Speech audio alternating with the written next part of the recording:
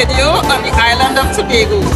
Today we are at the AgriTech Innovation and I want you all to come along for the journey because we are going to be lit today. There is so much information. Let us grow and learn together. Welcome to the summit.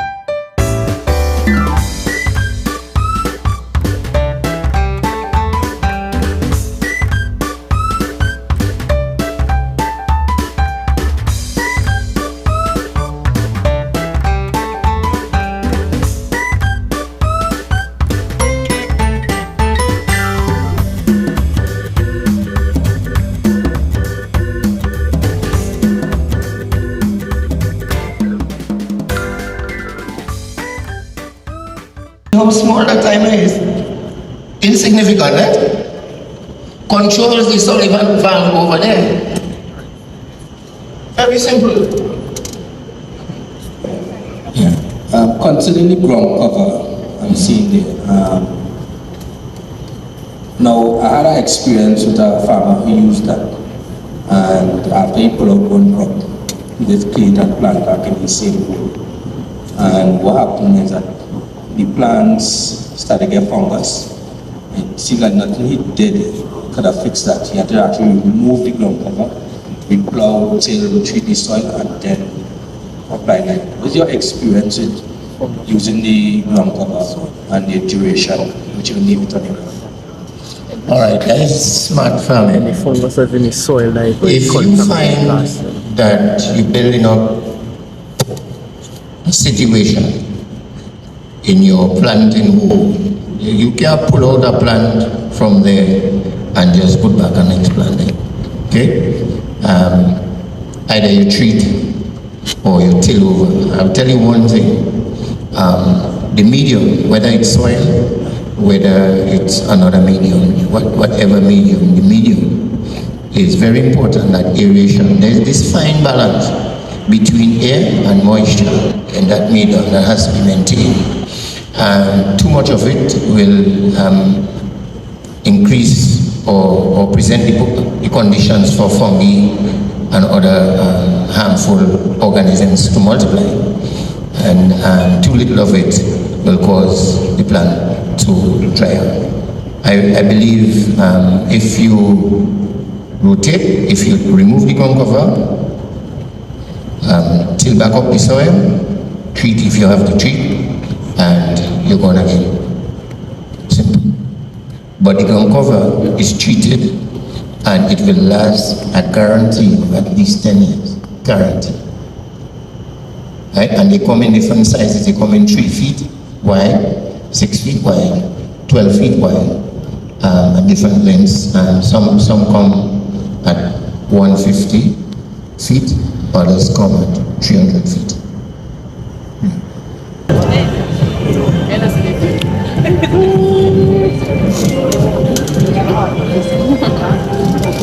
You guys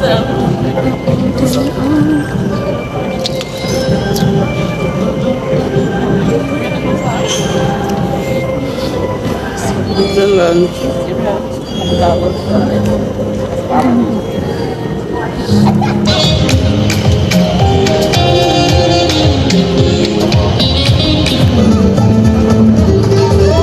Guys are sitting here and this guy just started to whistle and it sounds so good. And the point is, as I just told him, I used to whistle as a teen, and for some reason, long time I haven't heard someone whistle. I can't whistle anymore. I don't know what it is. I don't know if that is stressing the body, or I don't know, weight gain or what. Yeah. A long time I haven't heard someone whistle. And you?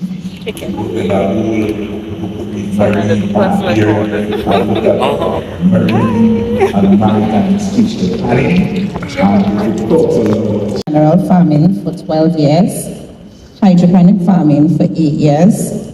He has an MBA specializing in innovation, entrepreneurship, and leadership. He has an USDA certificate in FSMA, Produce Safety Rules. Mr. Alexander is the Managing Director of Happy Family Product Limited, which is a Tobago-based supplier of hydroponic systems and supplies and specialty gourmet meats. Ladies and gentlemen, Mr. O.J. Alexander. Next to him, we have Mr. Ansel Babodin. He's an industrial engineer since 1989. He is an accredited inventor and innovator with MIT.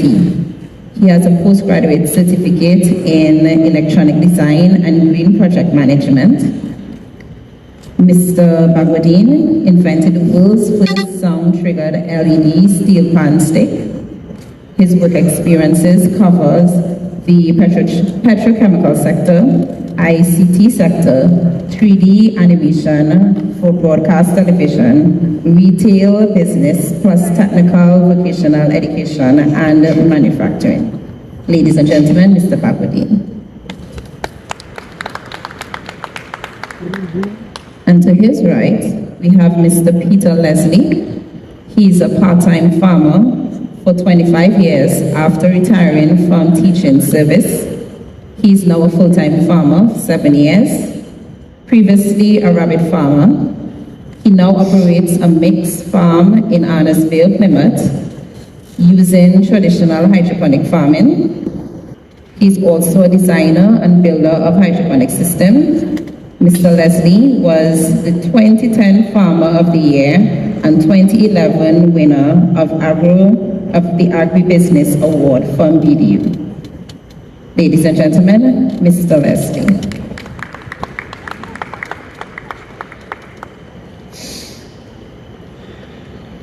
So as we know, vertical farming is a method of growing crops in stack layers instead of horizontally, so to maximize space and increase crop yields.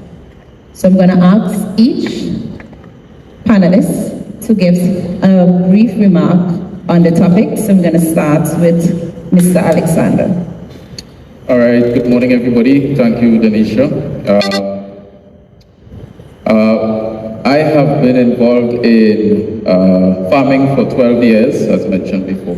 Hydroponic farming, specifically vertical hydroponic farming using the Mr. Stacky Smart Farm towers. I don't know if persons know that. I've been involved in that for approximately 8 years now.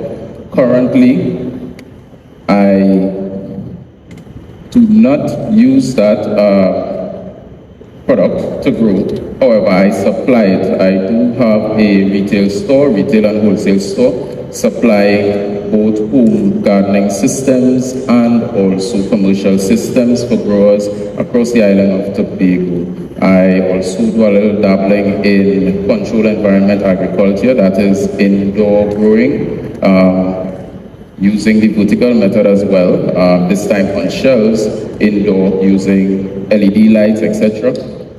So I dabble a little bit in that as well. Overall, I am enthusiastic about agriculture. It has been my passion ever since. I must say though, especially for all the young folks here, growing up, I never was interested in agriculture before, ever, in the earlier half of my life. I'm not that old, but the earlier half, I was never interested in agriculture before. However, since I got into agriculture, it has become a passion, and I believe it will be a lifelong passion of mine. Okay, thank you, Mr. Alexander. Mr. Bagwadin. Hi everyone. Glad to be here. Thanks to the teacher for inviting me. One of the things I've seen, since we're talking vertical here today, a lot of young people who are growing up among us in uniform. So, as a little example, young people, I'd like to ask all of you to stand for me, please, so I can see where you are. All of you in uniform, and hide. Come on. All you young people in uniform, let's see you. Yeah? All right. So let's everyone give them a round of applause for coming here today, because they are our future going forward. Now, what did we learn from that little example when you stood up? You took less space than sitting down. So this is what vertical farming is all about. Less space, more productivity. My background is engineering, and what I do is develop technologies to assist my colleagues here and to assist you in your schools.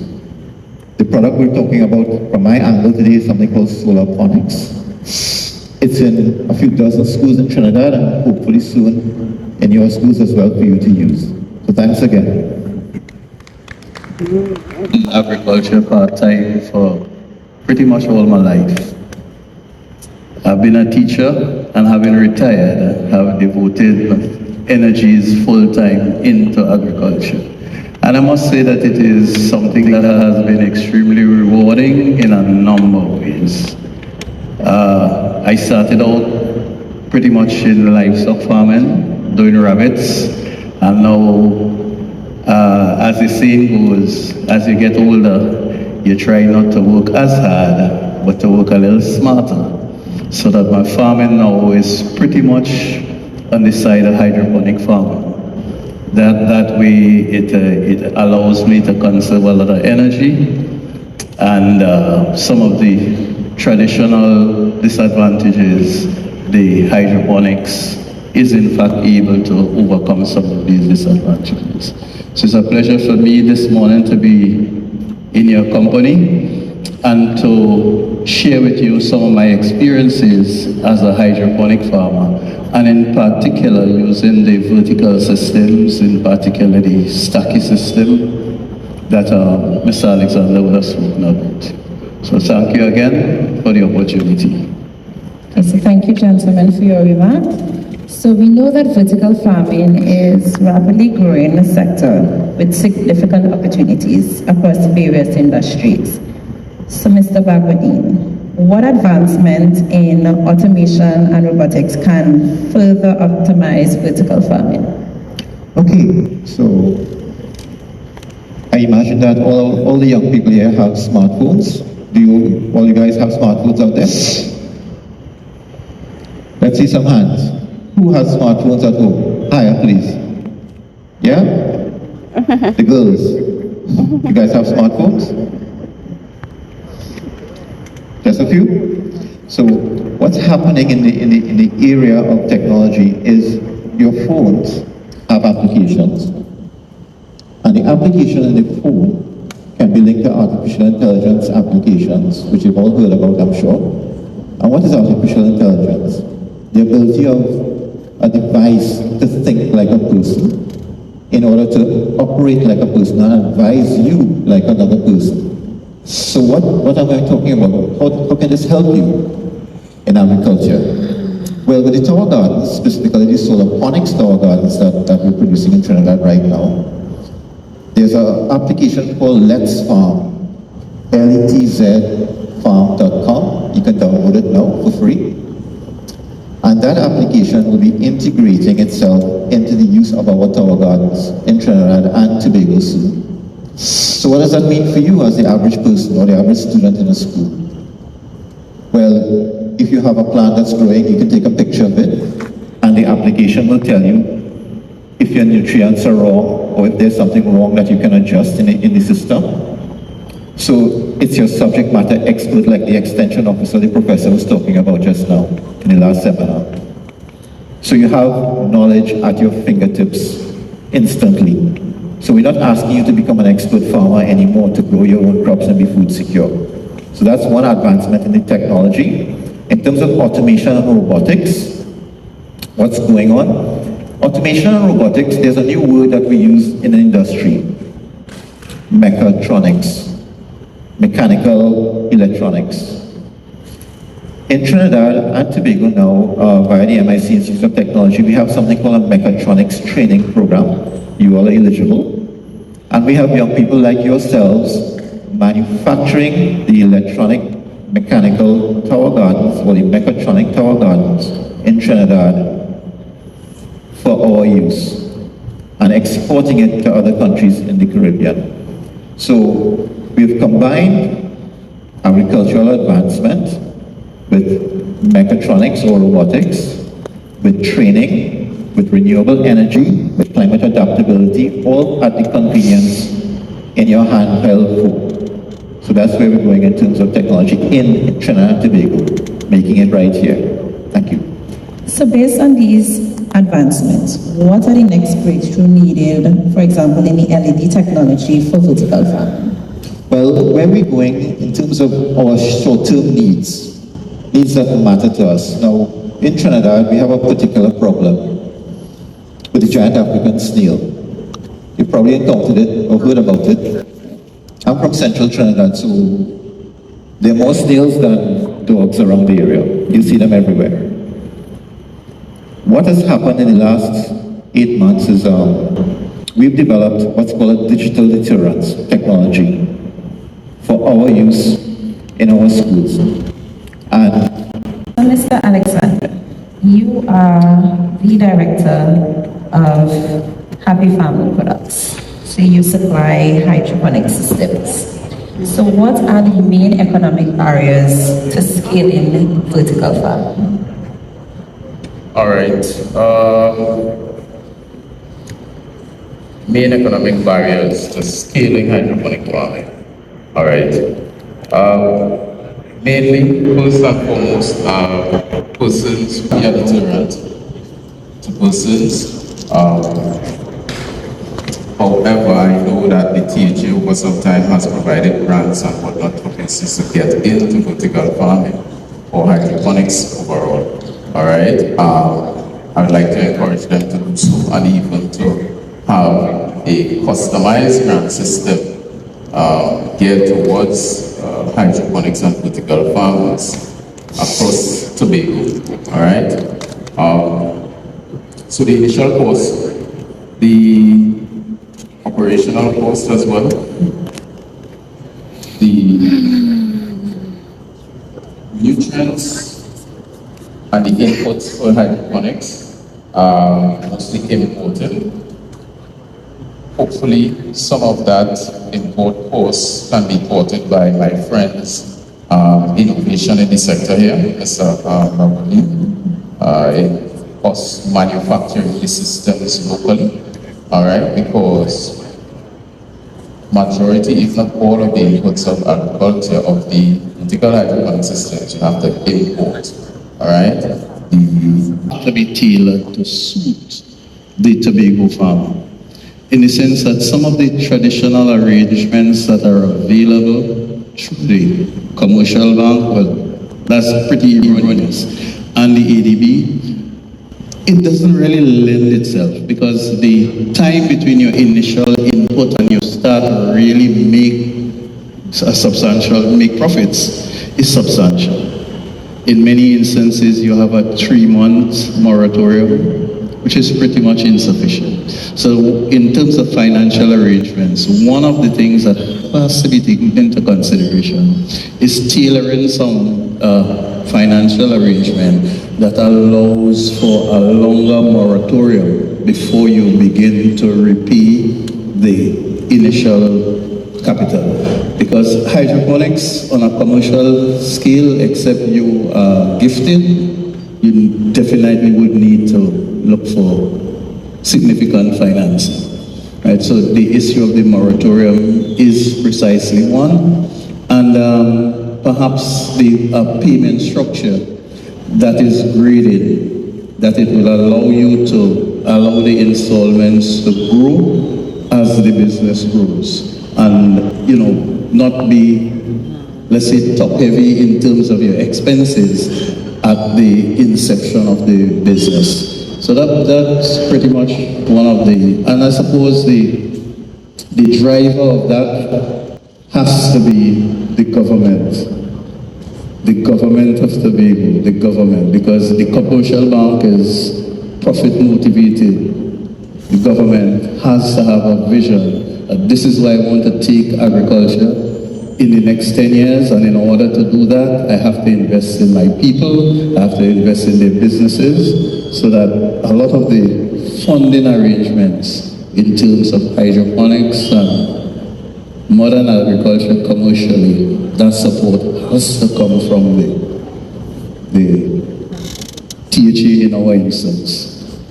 So do you think that there are potential returns on investment for the different scales of vertical farming operations? Do you think that there is potential returns on the investment of different scales of vertical farming operations? Yes, definitely. Definitely. One, however, has to consider farming as a child. It takes time. It takes time. And in order, so you have to be prepared that you put in that initial investment in terms of your time, your resources, but eventually, because as the system operates, the operational cost reduces. So you will eventually get to the point where you have reached your potential or your target in terms of size, and your cost then would basically be operational. And in terms of the operational cost, it is a lot cheaper and more efficient than the traditional farming using the regular fertilizers and stuff, because your resources are more directed towards growing crops. So yes, although it has a significant initial cost, eventually, within a reasonable, perhaps a year to 18 months, one can see significant returns on that investment. So you mentioned traditional farming. So in what ways can vertical farming help mitigate the environmental impact of traditional agriculture? Well, the first thing comes to mind, vertical farming in the Tobago context. We have to remember that not a lot of the land in Tobago is pretty undulating or flat. So a lot of our farming is being done on the hillsides.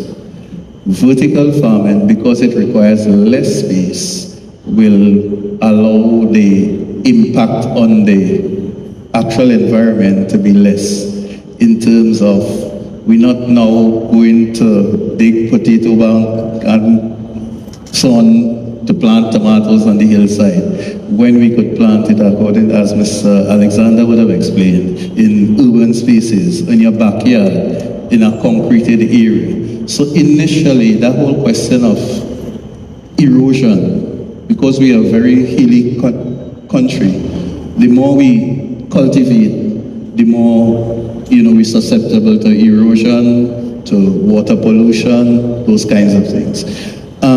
In the context, again, of the smart farms, very little of your nutrients is wasted or leached into the soil.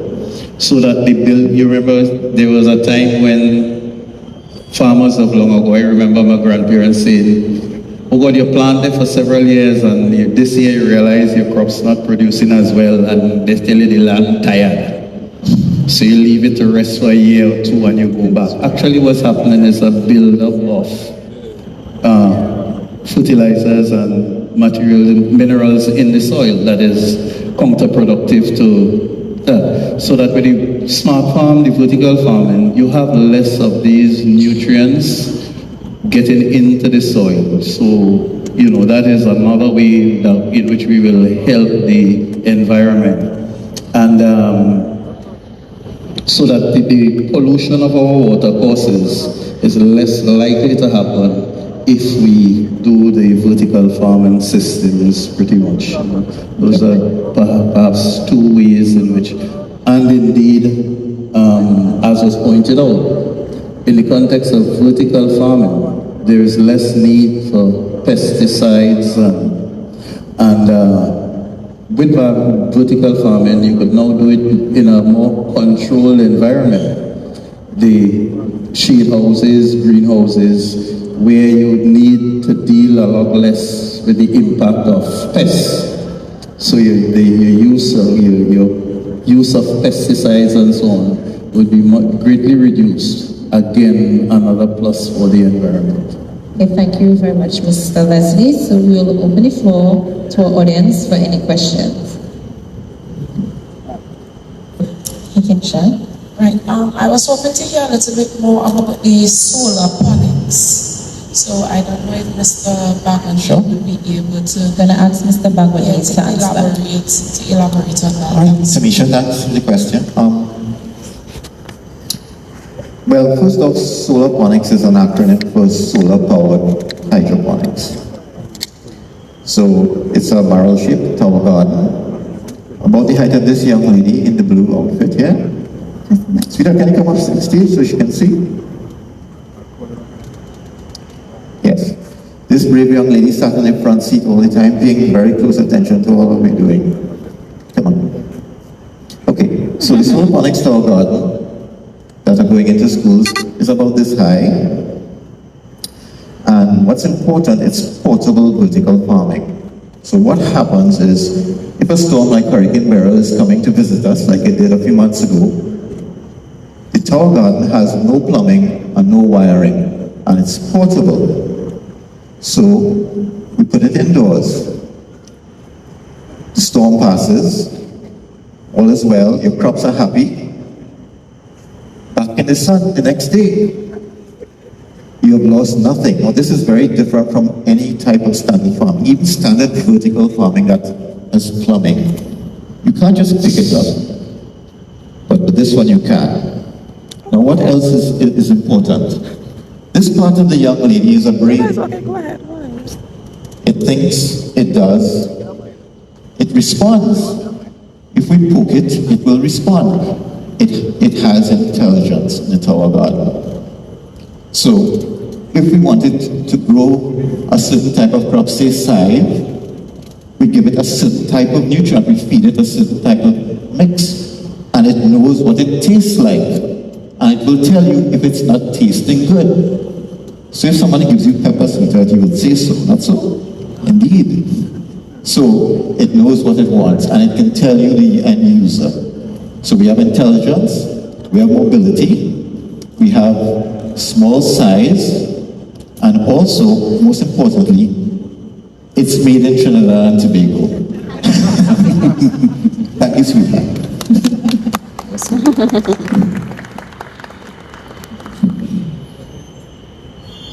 Good morning. Wow. My name is Marcus Maiku. I am from the Marvista Institute for Agriculture Training and Development. I am an agronomist by training, among many things. Mr. Bagondin, your teaching method is fascinating. Very, very good extension. I just want to let you all know that yesterday the Republic Bank people were here. Okay. And you may have heard, by the way, so for Peter, I think that's your first name. Okay. That Thank you, you did say that finance is a key thing, especially for hydroponics. The old models probably had a high capital outlay. I don't know if the new ones with the one single unit and so on is probably more affordable, right? But Republic Bank said to the meeting here yesterday that first off, that their lending is collateral free. That should be, Peter, is your eyes cocked up there, right? First one. Indeed. Secondly, so I'm working by memory, they said that they can lend as much as 400,000 unsecured. Next cock up I too, right? Alright. The third one, and I hope the ADB people will forgive me for saying this, they are consolidating is the word. They tell me that instead of the farmers having 2 or 3 different loans, we'll take it under one, we'll buy it up. How you like that? Private sector. What that is saying, by the way, And if you do come, Peter, and the others on the Bagwandine and the other gentleman in the blue jacket, I will learn your name as you go along. You will see that Republic Bank has a power to make a difference component. It just so happens that MIATID or the Marvista Institute is one of the, if not the key collaborator in agricultural activities, maybe. So there is some talk about training in hydroponics in Tobago and Trinidad. This is how I say it, Tobago and Trinidad, right? Ansel, I think it is.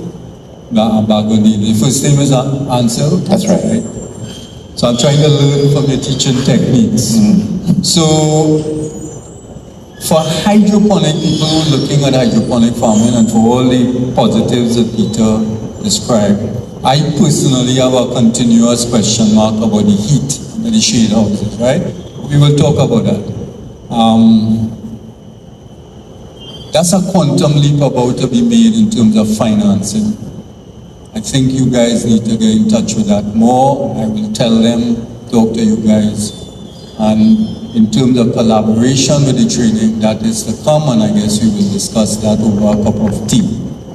All right, so I congratulate you on your efforts again. And I, of course, encourage everybody here this afternoon. There will be a presentation under my name on, I think it is something like breakthrough in crop productivity. So I encourage, guys, open field production, right? So I encourage those who are here to look at the schedule and probably come to the session later. Thank you. Thank you very much. Any other questions? Okay. So I would like to thank... May I ask a question? Yes, Mr. Maker. I particularly have a question for Mr. Bagwandine. In terms of, he mentioned that his organization is designed, part of the role is to cater to the needs of the farmers. One of the challenges of hydroponic farming, especially the NFT system, is a question of heat. Because in many instances you have to bury or semi-bury the reservoirs, there is usually a buildup of the temperature rises significantly, especially in the dry season. And as the nutrients heat up, the availability for oxygen and nutrients from the solution is reduced. In terms of being able to design something to reduce to cool the reservoirs, which are normally buried. Well, in that regard, just recently at a homestead farm in Point Fortin, South Trinidad, we had a little issue with what's called a drip to waste system. And what that is when you pump the nutrients from the reservoir to the grow beds, you create a siphon action. So even after the pump stops, liquid keeps flowing. So there's a little fitting we use. We call it an anti-siphon, but what it is, it's a connection at the top of the plumbing inside the reservoir with a valve. And what it's doing, what we designed, is the piping just after that valve acts like a shower hose, a spray.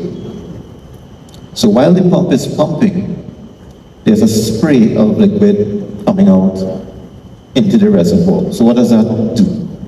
Of course, it's going to defeat the siphon after the pump stops, which is the main goal. But secondarily, it aerates the nutrient bath more rapidly because it's every cycle. And secondarily, we have an effect, you may have heard the term swamp cooler. You may have seen them, in weddings or events outdoors where there's these large units with water draining down and fans blowing out to cool the environment and to cool you down. So that swamp cooling effect, which is based on evaporation, cools the reservoir as well. So we were solving one problem, the siphon, and we discovered we were improving aeration of the nutrient bath as well as the temperature drop. So that's an opportunity we can discuss because we've tested that and we can validate it. In fact, we can amplify it if we want to have maybe more than one pipe with the shower rows to get more effect in terms of the cooling as well as the aeration. So that's the opportunity we can talk about. Okay, so thank you. This brings us to the end of the plenary session on challenges and opportunities of vertical farming. I would like to thank our panelists, Mr. Leslie, Mr. Bagolin, and Mr. Alexander, for providing our audience with or sharing all your experiences and knowledge on vertical farming. And thank you to our audience for participating in today's session. Our panelists are available for any questions after. Thank you. Thank you once again to our panelists for sharing their insights on the challenges and opportunities of vertical farming. It's quite clear this innovative approach holds great promise for the future of sustainable agriculture. Ladies and gentlemen, coming up now is Dr. Omadath Maharaj with his presentation, Building Sustainable Agribusiness Models in Trinidad and Tobago.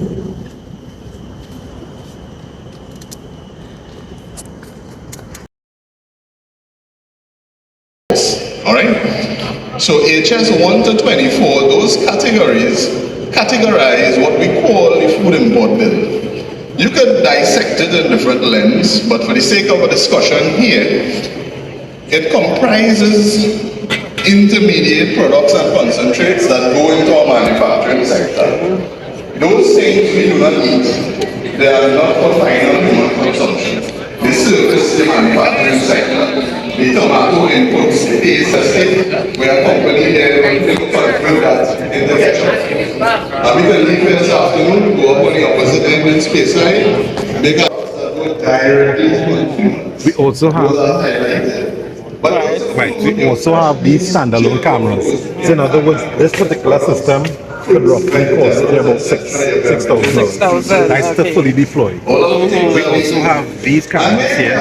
These are standalone cameras. And it's like $650. So on one camera, one fixed location, correct, and it can move. Correct. Okay. But it's limited. Yes. I understand the limits of. Now this camera needs a power source. In other words, you have to plug it in. Whereas this one, which is this camera here, it's totally solar based. So in other words, it has a photo cell and you can hook it up. Both cameras. And what's the cost of that one? This one is $890. Say about $900. And it can easily be stolen. Why is it only? Screw to the wall and up and running. Okay.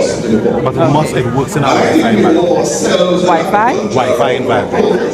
Because it means that we are students, right? Yes. Right, so check into Tari's booth.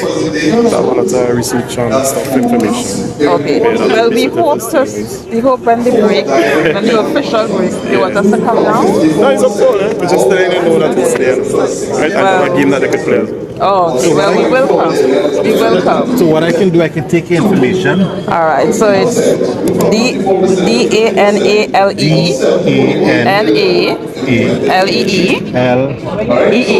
Humanize it or make people feel weird for drinking our juice or whatever it is they enjoy doing. But it's look for opportunities for agribusiness. All right? Livestock feeds maintain about 8% of that food import bill. So the bill rose from 6.3 billion in 2018 to 7 point something in 2023.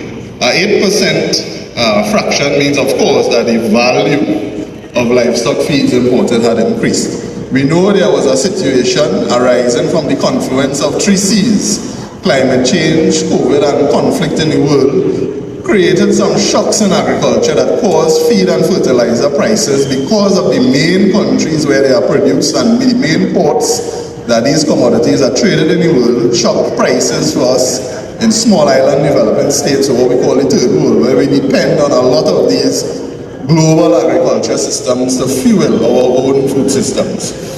So policy action has to focus on that autonomy, whether it is in looking at indigenous feeds. We have Professor Garcia here who could speak a lot more about that. But that's something we need to explore. And it doesn't only mean free-range, tying things to eat, unproductive grasses and so on, but the development of real forage for our animals in our context and environment.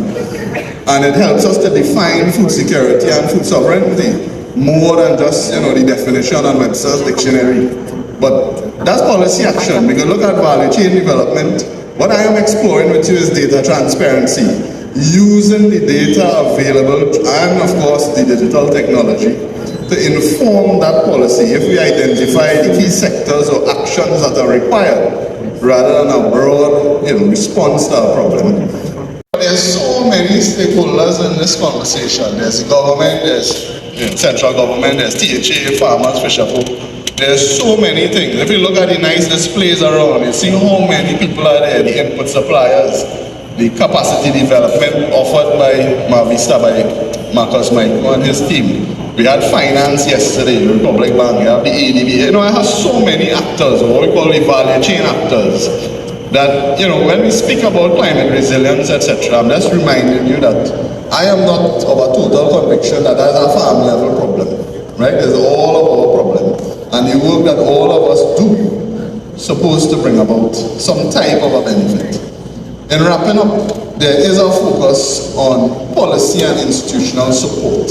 The structure of this sector, the structure of agriculture, has, when I was a fish some time ago, has looked at, ministries of government, etc., as sort of taking a leadership role in incentivizing. Let us start looking inward, and we're sure we could start with sheep. We're sure we could start with agouti. And you know what happened? The problem with the agouti is all these so-called environmentalists and people who have the heart for the animals and say, don't hunt, have an embargo on the hunting. And guess who suffer? Farmers. The farmers. Because they stopped, they banned hunting under, I can't remember which one of them ministers and things, for 2 years.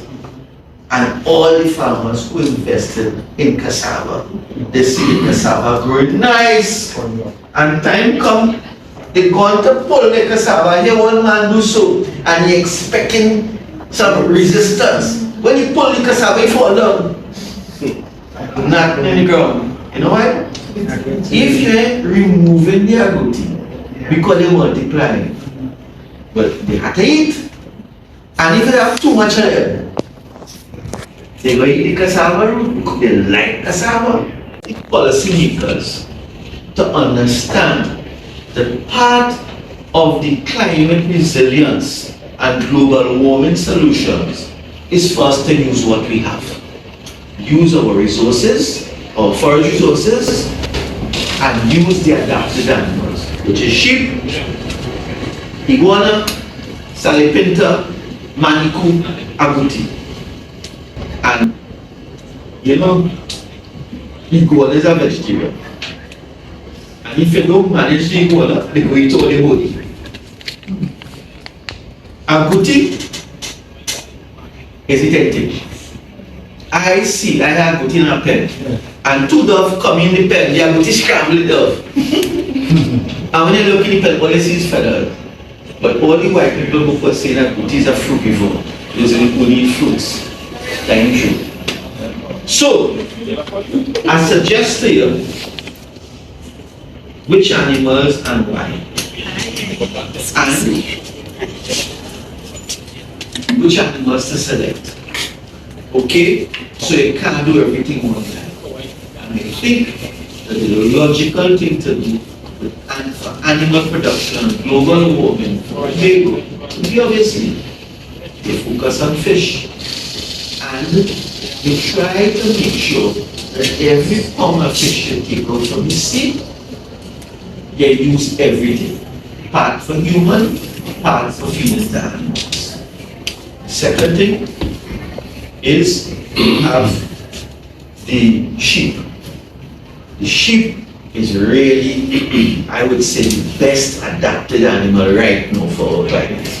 So all we have to do is spend some time to see how we could better house and feed the sheep. And we have, I'll tell you something, many people don't know this. But Keith George, who's just retired from the ministry, Keith George has produced tropical hair sheep. The sheep that we have from Blenheim that reached 100 pounds live weight in 120 days. In other words, from birth to 120 days, these animals weigh 100 pounds. And this, but not somebody tell me that or read that. I say it don't why. Why? Because of all his years in rearing sheep, he realized you have to treat the mothers well. So before they get pregnant, you have to make sure the female sheep are well conditioned and fed. When they get pregnant, you feed them well. And you have to house the animals to be comfortable. And an old vet, Dr. Bennett, the man who really buffalo so, he taught me 40 years ago one simple rule. No fancy rule, one rule. If you want to mind sheep, keep the feet dry. In other words, the environment in which you're keeping the sheep must be such that the sheep feet never get wet. So even though it's an area where it might get waterlogged from time to time, you have an elevated area where the pen, the lambing pen, and the areas where the animal converge at night is elevated. So there's no water on the feet.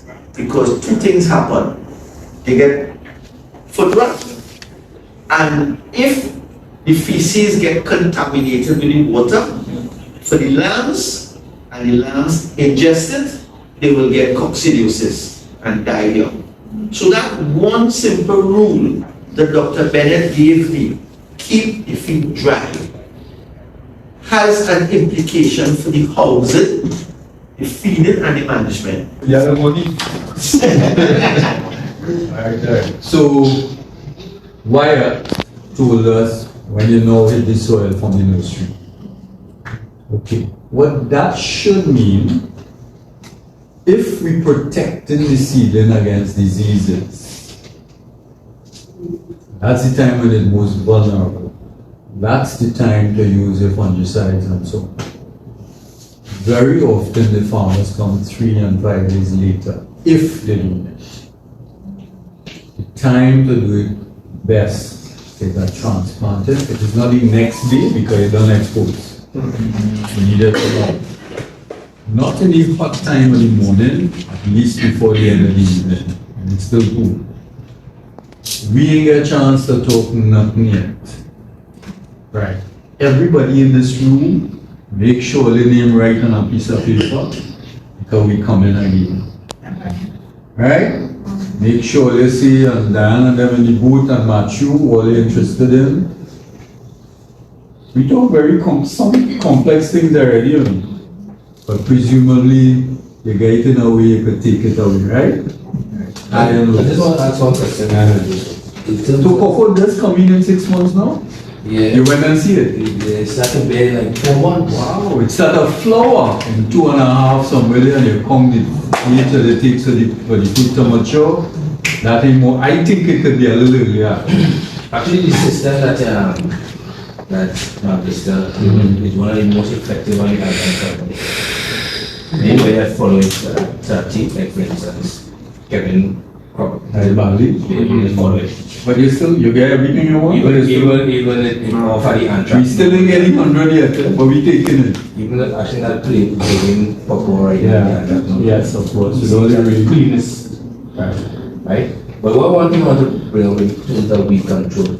Yeah. I noticed but for time and when I was able to go to the garden, you know, and I was doing my weed control about 11 o'clock, 12 o'clock, midday sun.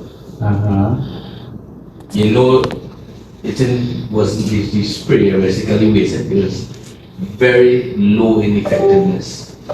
What was the sprayer you were using? I use glyphosate. Right, glyphosate. So let's understand why. Glyphosate, this is what you don't know what you're doing, right? We're voting plenty. Yes, no, that's not. Tell him. Huh? Alright, tell us. The glyphosate is more even.